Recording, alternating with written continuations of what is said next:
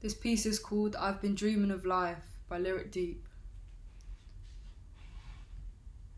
My exhausted limbs sink into the bedsheets as I finally meet the peace of sleep and sneak into my forgotten dreams.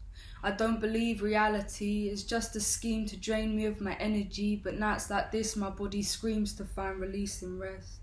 To escape these thoughts of stress I so greatly detest, I hold it all in my chest. And the less I press to impress my strict mind, the more I find I dress up bad thoughts in makeup and silk, so they don't seem so ugly for a bit and I don't have to feel them. I block out the evil when the sun's down. From my toes tips to my head's crown I drown in this dream state. But my ill mind's lullabies reverberate, and I'm left desperate to dispel the perpetuate war zone and incorporate techniques to elevate and situate a surrogate for my poison.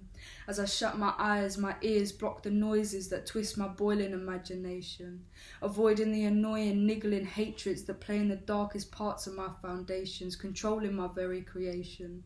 My frustration at my fixation of the mutation and mutilation of thoughts, and my starvation that I tease with temptation to attempt elation every time failing interrupts my vibrations, as I just lead back to aggravation and the amputation of blatant well-being.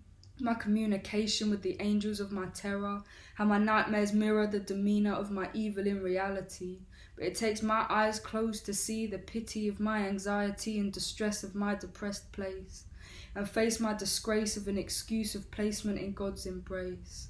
I trace the scars on my arms with grimace, and replace my ignorance of my brilliance with unconsciousness, because consciousness only brings subconscious insecurities, seeping into my psyche and infesting me, distressing me and destroying every opportunity by finding animosity and positivity, creating unnecessary difficulty in my mind's clouded eye, burying negativity that I try so desperately to kill, and my life hides in shadows. What did I do to deserve this merciless, perfectionist mindset that eats me up like a fat belly on a full dinner plate, exuberant in anger and hate, that berates my good mind state, pushing it to fate a dangerous escape through the drink's drip and the smoke's inhalation, my own fated damnation with the creation of damage, and the savage detention where I harbour my worst intentions and imagine terrible situations.